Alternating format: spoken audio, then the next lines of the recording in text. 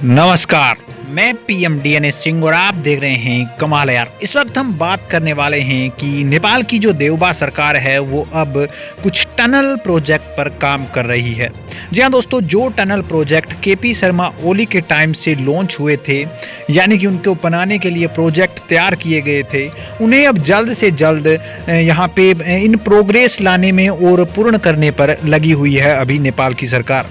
इसका क्या है मुख्य रीज़न, क्यों इतने टनल स्मारक बनाए जा रहे हैं? अभी यहाँ पे हम 12 टनल स्मारक की बात करेंगे जो कि नेपाल के डेवलपमेंट में काफ़ी ज़्यादा हिस्सेदारी निभाने वाले हैं।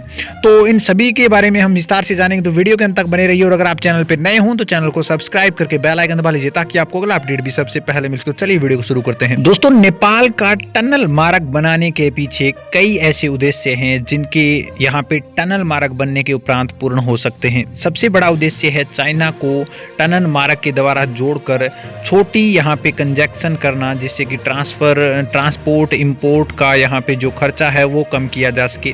दूसरी बड़ी प्रॉब्लम ये भी आ रही है कि जो ट्रैफिक है वो बहुत ज़्यादा बढ़ रहा है। जैसे काठमांडू जैसी सिटी में इतना ज़्यादा ट्रैफिक हो जाता है कि वहाँ से लोगों को बहुत ज़्यादा तकलीफ़ें होती हैं, और इस तकलीफ़ों को कम करने के लिए अलग अलग रास्ते, बाईपास इस प्रकार से बनाए जाएं ताकि लोग आसानी से ट्रैवल कर सकें। और इन्हीं सभी यहाँ पे कार्यों को लेते हुए आज से 2 साल पहले लगभग केपी शर्मा ओली ने यहाँ पे धारिंग में जो नागदुंगा को सिनसे से जोड़ने वाले सुरंग रास्ते का शिलान्यास किया था। जापानी कंपनी हमजा एंडो जेवी द्वारा विकसित की जा रही है ये परियोजना, और इसकी जो टोटल लंबाई है वो 2.6 किलोमीटर है, और ये एक सुरंग के रास्ते से चली है जिसकी कीमत लगभग 22 अरब रुपए है। इससे काठमांडू की जो जीवन शैली है, त्रिभुवन राजमार्ग पर भीड़ भाड़ कम की जा सकती है, और यही आइडिया बाद में बड़े प्रोजेक्ट के रूप में तब्दील हो गया। यह एकमात्र सुरंग नहीं रही जिसे सरकार अपने वर्षों वाले जो प्रोजेक्ट हैं उनमें लॉन्च कर रही है। उसके अलावा भी कई ऐसे सड़क विभाग जहां पे यहाँ पे जो सुरंगों के रास्ते हैं वो बनाए जाने की संभावनाएं व्यक्त की। सरकार देश भर में कम से कम 15 और यहाँ पे सुरंग राजमार्ग बनाने की योजना बनाने लगी, और इन सुरंगों की व्यवस्था है वो यहाँ पे की जाने लगी, और अलग अलग कंपनियों से कॉन्ट्रैक्ट भी किए जाने लगे। जबकि 16 सुरंगों में से 3 काठमांडू निजगढ़ फास्ट ट्रैक पर होनी चाहिए ऐसा कहा गया, और 2 रणनीतिक रूप से महत्वपूर्ण जो नेपाल के लिए है क्योंकि वो चीन को नेपाल से जोड़ती है, उनको सबसे पहले प्रायोरिटी मिले ऐसी योजनाएं बनाई गई। विभाग के प्रवक्ता जो शिवहरि सपकोट ने बताया कि सुरंग विकास के लिए करीब 60 करोड़ रुपए अलग से रखे गए और सुरंगों की योजना बनाई जा रही थी। इसे पूर्ण कर लिया गया, लेकिन इतनी सुरंगें एक साथ चलाना बहुत बड़ी बात हो चुकी थी। लेकिन अभी यहाँ पे जो देवबा सरकार है उन्होंने कहा है कि वो 12 सुरंगों का हमने प्रोजेक्ट तैयार किया था उस पर काम किया जाएगा, लेकिन उसमें से एक बार 5 ही सुरंगों पर हम विकासशील के लिए काम करेंगे।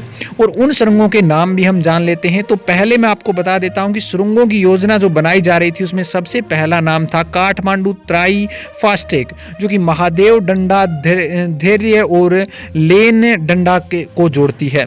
दूसरी थी तोखा चहारे, जो कि यहाँ पे गुर्ज भंजांग और बेत्रावती श्याम प्रभुवेसी, जो कि घट्टे खोला को जोड़ती है।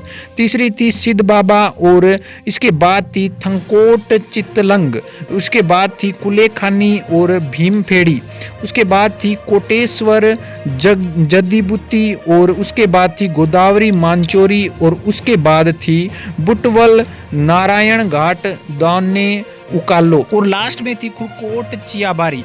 इन सभी परियोजनाओं में से 5 परियोजनाओं को पहले प्रायोरिटी देने की यहाँ पे बात की जा रही है, और यहाँ पे नेपाल सरकार चाहती है कि सबसे पहले उन सड़कों को प्रायोरिटी दी जाए जिससे कि लोगों को आसानी हो सके ट्रैवल करने में, लोगों को भीड़ भाड़ से बचाया जा सके, और जो यहाँ पे सुरंग बनाई जा रही है उसके द्वारा जो रास्ते हैं उनको एक इस तरह से जोड़ा जाए, एक ऐसी श्रृंखला बनाई जाए जिससे कि पर्यटन में भी काफ़ी ज़्यादा सुधार हो सके। इन सभी मुद्दों को देखते हुए जो यहाँ पे अभी प्रेजेंट में नेपाल सरकार है वो काफ़ी ज़्यादा अग्रेसिव लग रही है और इस प्रोजेक्ट पर काम करना जल्द शुरू करने की बात कर रही है, ताकि यहाँ पे नेपाल के विकास की दरों को बढ़ाई जा सके, ताकि लोगों को एक खुशहाल जिंदगी दी जा सके। दोस्तों, कैसी लगी ये परियोजनाएं नेपाल सरकार की? अपने विचार कमेंट सेक्शन में जरूर लिखिए। चलिए आज के लिए इतने रखते हैं, आगे कोई नया अपडेट मिलता है तो फिर आपके सामने हाजिर होंगे। तो वीडियो को लाइक कीजिए, शेयर कीजिए और अगर आप चैनल पर नए हो तो चैनल को सब्सक्राइब करके बेल आइकन दबा लीजिए ताकि आपको अगला अपडेट भी सबसे पहले मिल सके।